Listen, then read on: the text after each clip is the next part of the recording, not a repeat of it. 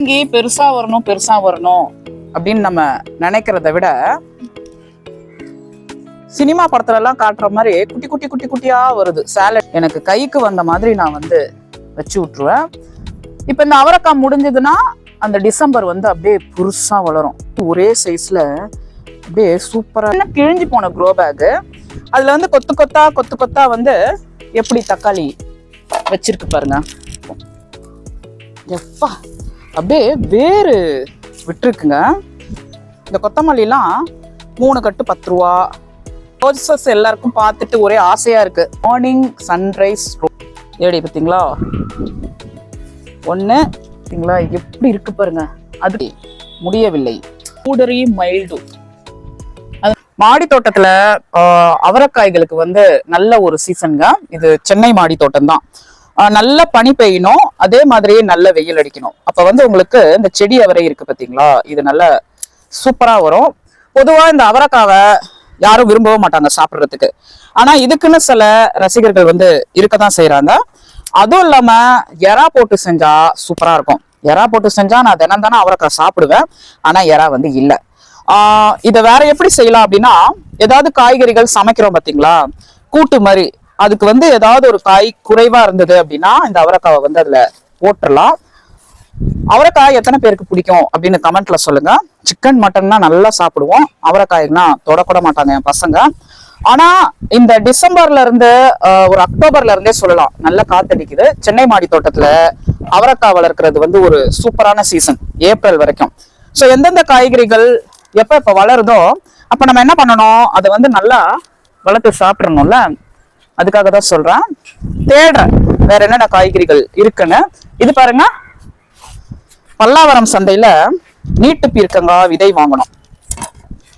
அந்த நீட்டு பீர்க்கங்காய் லைட்டா இப்படிதான் வளர்ந்துருக்கு. இதுக்கு ரீசன் என்னன்னா, ஒரு 10 இன்ச்சு சைஸ் தொட்டி, இதுல எறும்பு வேற, ரொம்ப சின்ன சைஸ் தொட்டி. நான் வந்து காய்கறிகள் வளர்க்கறதுக்கு சரியான தொட்டி, சரியான மண்கலவையெல்லாம் அப்பப்போ தயாரிக்க மாட்டேன். எறும்பு அதான் தட்டி விடுறேன். எது எப்பப்ப கிடைக்குதோ டப்பு டப்புன்னு வச்சு விட்டுருவேன். அந்த மாதிரி நம்ம செய்யும் போது நம்மளுக்கு இதுல இன்னொரு பீர்க்கங்காய் வருது பாருங்க. பாருங்க வருதா. இப்ப இது வந்து பெருசாகும். ஒரு 2 டீஸ்பூன் மண்புழு உரம் போட்டா போதும். இங்க வந்து ஒரு சிவப்பு முள்ளங்கி இருக்கு, அதை நம்ம எடுப்போம். இது பாருங்க, முள்ளங்கி பெருசா வரணும் அப்படின்னு நம்ம நினைக்கிறத விட ஓரளவுக்கு பிஞ்சா சாப்பிட்டுட்டா நல்லது. புரியுதுங்களா? முத்திச்சு அப்படின்னா உள்ள வந்து அப்படியே சொரக்குன்னு இருக்கும். இது நல்ல ஒரு சிவப்பு முள்ளங்கி தான். சந்தையில பார்த்தது. அதுக்கப்புறம் ஆசைப்பட்டு பல்லாவரம் சந்தையில போய் விதை கேட்டோம். சிவப்பு முள்ளங்கி விதை இருக்காங்க, கொடுத்தாங்க. பாருங்க, ஆசை நிறைவேறியது. இங்க பீட்ரூட்டை வந்து எடுப்போம். இதுலயே பீர்க்கங்காய் வச்சிருக்கேன் பாருங்க. அதாவது இதுல நான் ஏற்கனவே 2-3 பீட்ரூட் எடுத்து அறுவடை பண்ணி பொரிச்சு சாப்பிட்டுட்டேன். பொரிச்சுன்றேன், அது என்னது, சினிமா படத்துல எல்லாம் காட்டுற மாதிரி குட்டி குட்டியா வருது. சாலடுக்கு யூஸ் பண்ற பீட்ரூட் மாதிரி இது. சரி பரவாயில்ல, வச்சுப்போம். கிடைக்கிறதே பெரிய விஷயம். இதை முடிச்சு போட்டுட்டு இந்த பீட்ரூட்டை மட்டும் வச்சுப்போம். அதனால அந்த தொட்டி காலியாக போகுதுல்ல, அதனால நான் என்ன பண்றேன், அதுல வந்து நீட்டு பீர்க்கங்காய் வந்து வச்சு விட்டுருக்கேன். இந்த சீசன்ல இனிமே நீங்க பீட்ரூட் விதை வைக்கலாம். ஏப்ரல் மே அதுல கூட வருங்க. இந்த மாதிரி ஏதாவது ஒரு ஷெட்டுக்கு கீழே விட்டா தண்ணி அளவா விட்டுட்டே வந்தீங்கன்னா பீட்ரூட் அறுவடை பண்ணி சாப்பிடலாம். இந்த இதை இப்படி போட்டுப்போம். இங்க ஒரு அவரைக்காய் செடி பாருங்க. சொன்ன மாதிரி அவரைக்காய் தான் வரும். நம்ம விதை வச்சா ஒரு தொட்டில ஒரு செடி, அதுல ஒரு டிசம்பர் கட்டிங்ஸ் வேற. இது வந்து வெள்ளை டிசம்பர், அது வந்து நம்ம கட்டிங்ஸ் போட்டிருக்கோம். ஏன் அப்படி அப்படின்னா, ஏற்கனவே சொன்ன மாதிரி இந்த தொட்டில தான் இதை வளர்க்கணும், இந்த தொட்டிலுக்கு இதான் ஆப்ட், அந்த மாதிரிலாம் எதுவும் கிடையாது. புரியுதுங்களா? எனக்கு கைக்கு வந்த மாதிரி நான் வந்து வச்சு விட்டுருவேன். இப்ப இந்த அவரைக்காய் முடிஞ்சதுன்னா அந்த டிசம்பர் வந்து அப்படியே புதுசா வளரும். வளர்ந்து அடுத்த சீசன் இருக்கு பாத்தீங்களா, இங்க தொங்குது பாருங்க. அடுத்த சீசன்ல நம்மளுக்கு பூ பூக்கும், கட்டிங்ஸ் வந்து சேல்ஸ் பண்ணலாம். நிறைய பேர் கேட்பாங்க. அதுவும் வெள்ளை டிசம்பர், ஒவ்வொரு வருஷமும் ஒவ்வொரு டிசம்பர் கலர் வந்து நான் நல்லா வளர்க்கணும்னு எதிர்பார்ப்பேன். போன வருஷம் வந்து மெஜந்தா டிசம்பர் கலர் அப்படியே நிறைய அறுவடை பண்ணி ஷார்ட்ஸ் போட்டேன். இந்த வருஷம் வந்து பிங்க் லைட் பிங்க் தான் நான் நிறைய வந்து ப்ரொபகேட் பண்ணேன்.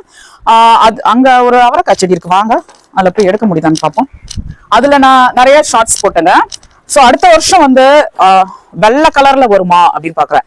வெள்ளையா ஒரு தட்டு நிறைய, ஒரு டார்க் தட்டு நிறைய டிசம்பர் இருந்தா எப்படி இருக்கும். ஸோ அதனால அந்த வெள்ளை கலர் டிசம்பர். எதுவுமே வாழ்க்கையில நினைச்சதுமே நிறைவேறாது, புரியுதுங்களா? சொல்றேன், ஒரு பூக்கள் வரணும்னா நம்ம எவ்வளவு பெரிய நாட்கள் வந்து காத்து கிடக்க வேண்டியிருக்கு. நான் ப்ரொபகேட் பண்ண பிங்க் டிசம்பர் பாருங்க, இங்கேயே மொத்தம் 2 செடி இருக்கு. அதே மாதிரி அந்த லைட் பிங்கா ஒரு செவந்தி இருந்தது பாத்தீங்களா, அதை வந்து நான் 6-7 மாசமா வந்து வளர்க்குறேன். காய்கறிகள் வேற எங்கேயாவது இருக்கான்னு செக் பண்றேன். இந்த அவரைக்காய் பாருங்க, பட்டப்பட்டியா ஒரே மாதிரி ஒரே சைஸ்ல அப்படியே சூப்பரா இருக்கு. சரி வாங்க, புதினா எடுக்கணும். இந்த தட்டை போய் நம்ம வச்சுட்டு புதினாவை எடுக்கலாம். இங்க நீட்டு பீர்க்கங்காய் நிறைய வருதுங்க, எனக்கு நிறைய நீட்டு பீர்க்கங்காய் வந்து வந்துட்டு இருக்கு. இந்த ஒரு செடி காட்டுங்களேன், தூரத்துல நின்று காட்டுங்க. தக்காளி எப்படி இருக்கு? 1 2 3 4 5 6 7 8 9 10 11 12 அப்படியே மேல இருந்து கீழே காமிங்க. அப்படியே ஒரு சின்ன பிழிஞ்சு போன க்ரோ பேக், அதுல வந்து கொத்து கொத்தா வந்து எப்படி தக்காளி வச்சிருக்கு பாருங்க. நிறைய கொத்தமல்லி எடுத்துட போறேன். சும்மா என்னால மாடிக்கு வர முடியாது. என்ன சொல்றீங்க? அங்கிருந்து காமிங்க. இதுலயும் ஒரு தக்காளி செடி தான். இந்த தக்காளி சைஸ் பாருங்க. இதுக்கெல்லாம் பழுக்கிறதுக்காக வெயிட் பண்றேன். இப்போ இதுல இருந்து பிடுங்கலாமா கொத்தமல்லி? இங்க பாருங்க, இதுல இருந்து எடுப்போம். நல்லா பெருசா இருக்கிறதா எடுக்கணும். ஒண்ணா எடுத்துக்கலாம். இதை வளர்க்குறது வந்து ரொம்ப சிரமமான விஷயமா இருக்கு. இதை பாருங்க, 2 இந்த கொத்தமல்லியை வச்சு என்னென்னலாம் சாப்பிட்டாச்சு ரெசிபி பண்ணி மாடி தோட்டத்துல. எடுத்து அதே மாதிரி புதினாவும் வந்து எடுத்தா ஒன்னா எடுத்துடணும்னு நினைக்கிறேன். இதை எடுக்கலாம். இதை எடுத்து அப்படியே பிடுங்குவோம், வருதான்னு பார்ப்போம். எப்பா அப்படியே வேறு விட்டுருக்குங்க. அகலமான தொட்டி. இந்த கொத்தமல்லிலாம் 3 கட்டு 10 ரூபா, ஒரு கட்டு 5 ரூபா, சில சமயம் ஒரு கட்டு 25 ரூபா, இந்த மாதிரிலாம் விற்கிது. ஸோ வந்து அதெல்லாம் விவசாயம் தெரிஞ்சவங்க நிலத்துல போட்டு அவங்க நம்மளுக்கு அறுவடை பண்ணி கெமிக்கல் உரம் போட்டு, புடுங்கன்னா வரமாட்டுது பாருங்க, அவ்வளோ ஆழமா வேறு. கெமிக்கல் உரம் போட்டு வியாபாரம் பண்றதுதான் கொத்தமல்லியை வளர்த்து நம்மளுக்கு கொடுக்குறாங்க. ஆனா நாம வந்து மாடி தோட்டத்துல செடிகள் வளர்த்து அதை பத்தி கத்துக்கிட்டு வித்தியாசமா இந்த மாதிரி அறுவடை பண்றோம், புரியுதுங்களா? இந்த கொத்தமல்லியை ஃப்ரிட்ஜில் வச்சா 10 நாள் ஆனாலும் அப்படியே இருக்கு, ஒரு கண்ணாடி பாக்ஸ்ல போட்டு. ஸோ நம்மளை நினைச்சு நம்மளே பெருமைப்பட்டுக்கிற தருணம் இது. இதோட சேர்த்து நம்ம இங்க வச்சுப்போம். கத்துக்கணும்னு சொல்றேன். நம்ம இந்த மாதிரி காய்கறிகள் வளர்த்து அதை அழகா வந்து அறுவடை பண்ணி இயற்கை உரம் இருக்கு பாருங்க, அதுதான் அதுல பெரிய டாஸ்கே. அதுவும் வந்து நல்ல விதைகள் கிடைக்கணும்.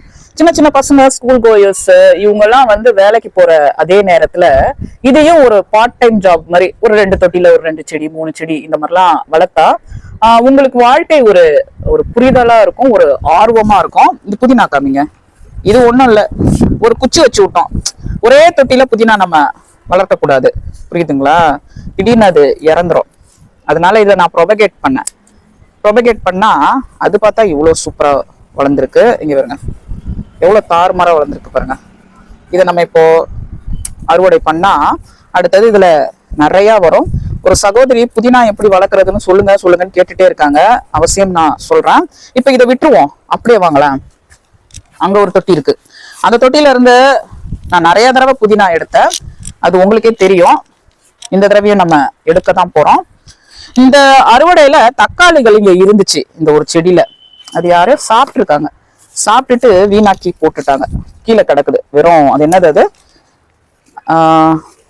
ஓடு மட்டும் கிடக்குது. ஸ்டெம் எல்லாம் பாருங்க எப்படி இருக்கு. புதினா நிறைய சாப்பிட்டா இது ஒரு கீரை வகை தானே, முடி வந்து நல்லா கருகருன்னு சூப்பரா இருக்குங்க.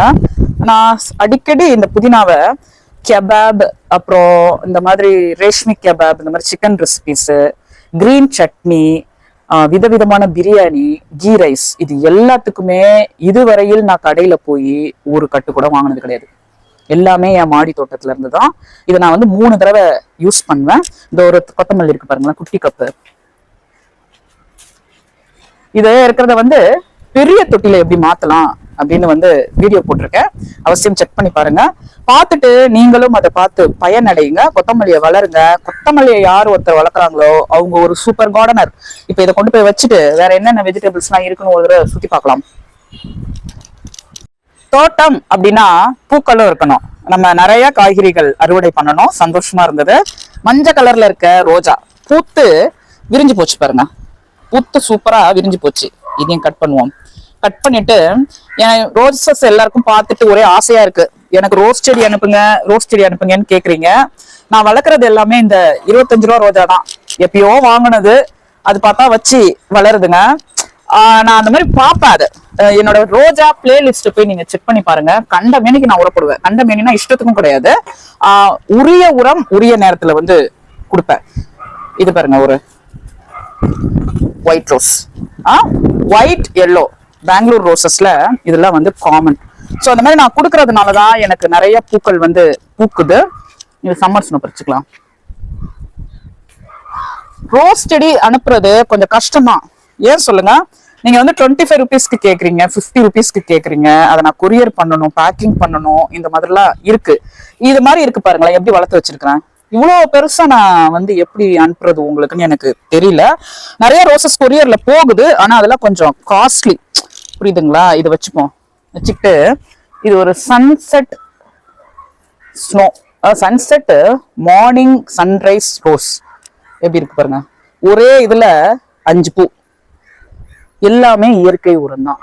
தேங்காய் புண்ணாக்கு கரைசல். ஓடிப்போ. இங்க ஒரு கொடி ரோஸ் இருக்கு. இது இருக்கு பாருங்க. இதுல ஒரு ரோஸ் இருக்கா? பூத்து பூத்து இதுல ஒரு கிளை இருந்தது. இந்த பக்கம் இருக்கு பாருங்க. எங்க எது போகுதுன்னா எனக்கு தெரியாம காய்கறி கொடிகள் வளர்க்குறோம்ல, அது வந்து இந்த மாதிரிலாம் பண்ணுது. வெள்ளரி கொடி எல்லாம் ஏறி அதுல வந்து 7-8 மொட்டை இருக்கு. அப்புறமா நான் உங்களுக்கு காமிக்கிறேன். இவங்க காமிங்க. 7 டே ரோஸ் ஏடி பார்த்தீங்களா? 1 2 ரோஸ் பறிக்காமே வாடி போச்சு. 2 3. இப்ப பாருங்க, செவ்வந்தி பூக்கள் மாதிரி ரோஜா பூக்களையும் நம்ம இவ்வளோ ஹார்வெஸ்ட் பண்றோம். நல்லா கேளுங்க. ஏப்ரல் மேல இது எல்லாமே நம்ம கூட டிராவல் ஆகி வருமானா ரொம்ப டவுட். ஒரு சீசன்ல ஒரு 2 மாசத்துல மட்டும் இதுல சிலது இறந்துரும், சிலதுதான் வரும். அந்த ரிஸ்கை நம்ம எடுத்துதான் இதை காமிங்க. இது ஏதோ நன்னாரி சர்பத்துல போடுற ரோஸ்னு ஒரு சிஸ்டர் கமெண்ட் பண்ணியிருந்தாங்க. ஒண்ணுமே புரியல எனக்கு. இது கூடவே இன்னொன்னு வாங்கி வச்சோம், அது காஞ்சி போச்சு பாருங்க பல்லாவரம் சந்தையில. ஆனா இந்த ரோஸ்ல ஒரு வாசனையும் வரல. இது சாதா ஒரு பட்டன் ரோஸ் தான் நினைக்கிறேன். நன்னாரி சர்பத்துல போடுறதுலாம் இது இருக்காதுன்னு தோணுது. இது கூடவே இங்க நிறைய ஒயிட் ரோஸ் இருக்கு. அந்த மார்னிங் சன்ரைஸ் ஈவினிங் சன்செட் இந்த ரோஸ் இருக்கு. இதுல பஸ்ஸல் ஷூட்லாம் பாத்தீங்கன்னா பெஜார் ஆயிடுவீங்க. அந்த மாதிரி வருது. இதை காட்டுங்க கிட்ட. ரோஸ் பத்தி என்ன உரங்கள் எப்பப்ப போடலான்னு கூடிய விரைவில் நான் வீடியோ போடுறேன். என் சேனலை நீங்க சப்ஸ்கிரைப் பண்ணி வச்சுக்கோங்க. அந்த மாதிரி போட்டிங்கன்னா இந்த மாதிரி உங்களுக்கு தொடர்ந்து பூக்கள் பூத்துக்கிட்டே இருக்கும். ரோஜாக்களை மட்டும் இவ்வளோ அறுவடை பண்ற தோட்டம் சென்னை மாடி தோட்டத்துல நான் ஒரு ஆளா தான் இருப்பேன்னு நினைக்கிறேன். எவ்வளோக்கு எவ்வளோ காய்கறிகள் பிடிக்குமோ எனக்கு அவ்வளோக்கு அவ்வளோ ரோஸும் பிடிக்கும்.